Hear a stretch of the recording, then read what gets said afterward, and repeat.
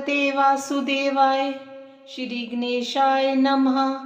शांताकारं भुजगशयनं पद्मनाभं सुरेशं विश्वाधारं गगनसदृशं मेघवर्णं शुभांगं लक्ष्मीकान्तं कमलनयनं योगिभिर्ध्यानगम्यं वन्दे विष्णु भव्यहरं सर्वलोकैकनाथं।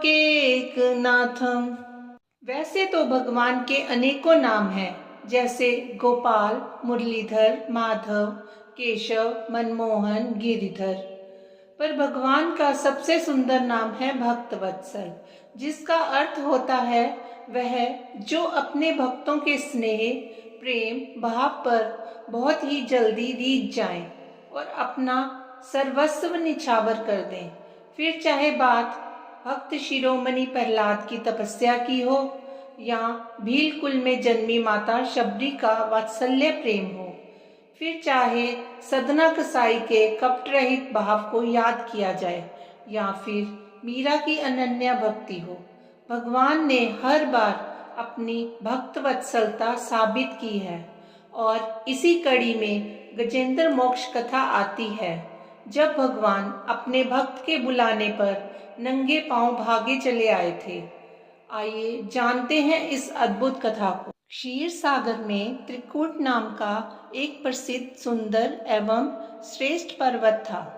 10,000 योजन की ऊंचाई, लंबाई व चौड़ाई वाले उस पर्वत की लोहे, चांदी व सोने की 3 शिखरों की छटा से समुद्र, दिशाएं व आकाश जगमगाते रहते थे। विविध जाति के वृक्षों, लताओं व झाड़ियों से सुशोभित वह पर्वत झरनों की झरझर से सदा गुंजायमान रहता। उसकी कंदराओं में सिद्ध, चारण, गंधर्व, विद्याधर, नाग, किन्नर और अप्सराएं आदि विहार करने के लिए प्रायः बने ही रहते। पर्वत की तलहटी में तरह तरह के जंगली जानवरों व मधुर कंठों से चहकते पक्षियों का बसेरा था। वहाँ के निर्मल जल के सरोवरों में जब देवांगनाएं स्नान करती तो वह जल और भी सुगंधित हो जाता। इसी पर्वत की तराई में भगवान वरुण का एक उद्यान था, ऋतुमान, जिसमें मंदार, पारिजात, गुलाब, अशोक, आम, खजूर, चंदन, अर्जुन, बरगद व अनेकों प्रकार के दिव्य वृक्ष थे, जो सदा फलों व फूलों से झूलते ही रहते। यही उद्यान में एक बड़ा भारी सरोवर था, जिसमें सुनहरे कमल खिल रहे थे। उस पर्वत के घनघोर जंगल में बहुत सी हथनियों के साथ एक गजेंद्र निवास करता था, जो वहाँ के बड़े बड़े शक्तिशाली हाथियों का सरदार था। एक बार वह पर्वत पर अपनी हथनियों के साथ बांस तथा बड़ी बड़ी झाड़ियों को रोंदता हुआ विचर रहा था। उसकी गंध मात्र से सिंह, गैंडे आदि हिंसक पशु डर कर भाग रहे थे और उसकी कृपा से भेड़िए, सुअर, कुत्ते, बंदर, खरगोश आदि सब निर्भय विचरण कर रहे थे। गज भरी धूप में प्यास से व्याकुल हो अपने छोटे बच्चों, हाथियों व हथनियों के साथ उस सुगंधित सरोवर की ओर चल पड़ा। सभी ने पहले तो सरोवर के जल में स्नान किया, बाद में जल क्रीड़ा करने लगे।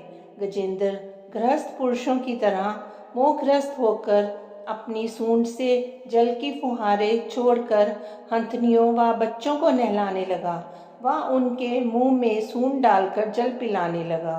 भगवान की माया से मोहित हुए उन्मत्त गजेंद्र को यह ज्ञात ही नहीं था कि उसके सिर पर बहुत बड़ी विपत्ति मंडरा रही है। ठीक उसी समय प्रारब्ध की प्रेरणा से एक बलवान ग्राह ने क्रोध में भरकर उसका पैर पकड़ लिया। गज ने अपने को छुड़ाने की बहुत चेष्टा की, परंतु सब व्यर्थ हो गया। दूसरे हाथियों, हथनियों व बच्चों ने भी विकलता से चिंगाड़ते हुए सहायता करनी चाहिए, परंतु वे भी इसमें असफल रहे। कभी गज ग्राह को बाहर खींच लाता तो कभी ग्राह उसे अंदर को खींच ले जाता। गजेंद्र व ग्राह अपनी पूरी शक्ति लगाकर लगातार 1000 साल तक लड़ते रहे। यह अनोखा युद्ध देखकर देवता भी आश्चर्यचकित हो गए। जल में लंबे समय तक खींचे जाने से गजेंद्र का शरीर व मन दोनों शिथिल पड़ गए और ग्राह तो ठहरा जलचर, अतः वह तो और अधिक उत्साह और बल से गजेंद्र को खींचने लगा। इस प्रकार देहाभिमानी गजेंद्र अपने प्राणों को संकट में फंसा देख विचार करने लगा कि यह ग्राह विधाता की फांसी ही है। मैं स्वयं व मेरा संपूर्ण परिवार मुझे ना बचा पाया। अब तो मैं संपूर्ण विश्व के एकमात्र आश्रय भगवान की ही शरण लेता हूँ, वे ही मेरी रक्षा करेंगे। अपनी बुद्धि से ऐसा निश्चय करके गजेंद्र ने अपने मन को हृदय में एकाग्र किया और फिर पूर्व जन्म में सीखे हुए श्रेष्ठ स्तोत्र के जप द्वारा अनेकों प्रकार से भगवान की स्तुति करने लगा। मैं उन भगवान को नमस्कार करता हूँ जो जगत के मूल कारण हैं, वह सबके हृदय में विद्यमान हैं एवं समस्त जगत के एकमात्र स्वामी हैं, जिनके कारण इस संसार की चेतनता का विस्तार होता है। वे ही सबके मूल हैं और अपने मूल में भी वही हैं। कार्य कारणों से अतीत प्रभु मेरी रक्षा करें। नट की भांति अनेक रूप धारण कर लीला करने वाले सर्वेश्वर प्रभु मेरी रक्षा करें। वे अरूप होने पर भी बहुरूप हैं। उनके कर्म अत्यंत आश्चर्यमय हैं। मैं उनके चरणों में नमस्कार करता हूँ। स्वयं प्रकाश सबके साक्षी परमात्मा को मैं नमस्कार करता हूँ। जैसे समस्त नदी झरने आदि का परमाश्रय समुद्र है, वैसे ही आप समस्त वेद और शास्त्रों के परम तात्पर्य हैं। आप मोक्ष स्वरूप हैं और सब संत आपकी ही शरण ग्रहण करते हैं, अतः मैं आपको बारंबार नमस्कार करता हूँ। जैसे कोई दयालु पुरुष फंदे में पड़े हुए पशु का बंधन काट दे, वैसे ही आप मेरे जैसे शरणागतों की फांसी काट देते हैं। हे नित्य मुक्त परम करुणामय, आप अपने भक्तों का कल्याण करने में भी कभी आलस्य नहीं करते। आपके श्री चरणों में मेरा नमस्कार है।